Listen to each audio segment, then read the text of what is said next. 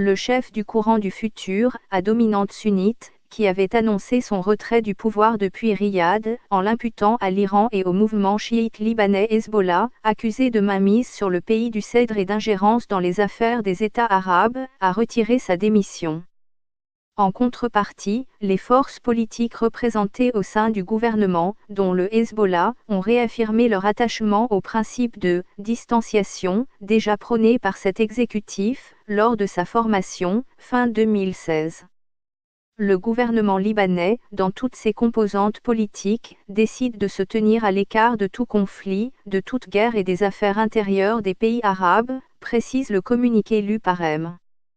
Hariri, à l'issue du Conseil des ministres organisé mardi. Cette attitude vise à préserver les relations politiques et économiques du Liban avec ses frères arabes, est-il ajouté.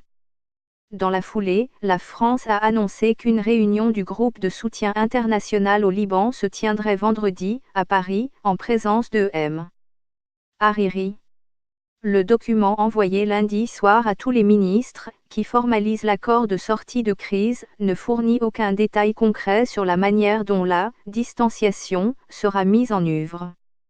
Un mois et un jour de haute tension politique, qui ont semé la crainte d'un nouvel embrasement du Liban, sonné l'alarme dans les chancelleries arabes et occidentales et fait la une des médias du monde entier, s'achève donc sur une simple promesse.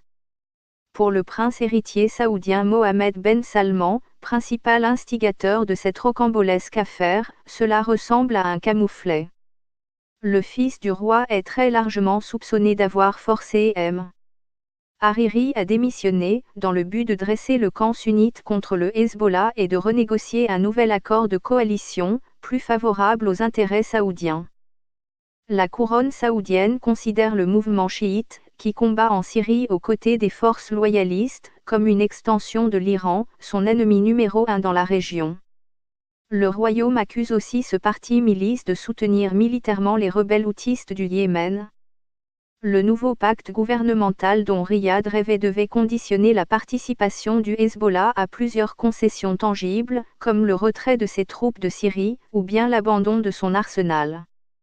Mais les maladresses commises par le royaume, qui a très vite donné l'impression de séquestrer M.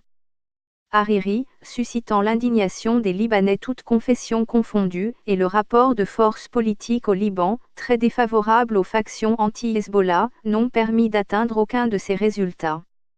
Lire aussi, Israël-Arabie Saoudite, le discret rapprochement.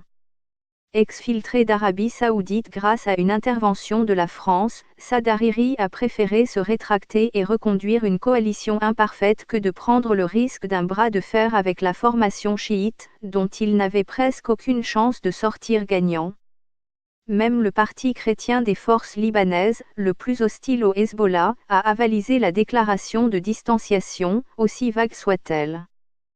En guise de garantie, les adversaires du mouvement pro-iranien ont dû se contenter du discours de son chef, Hassan Nasrallah, dans lequel il affirmait que ses forces ne jouaient aucun rôle au Yémen et qu'à la suite de l'effondrement de l'organisation État islamique, elle serait bientôt de retour d'Irak.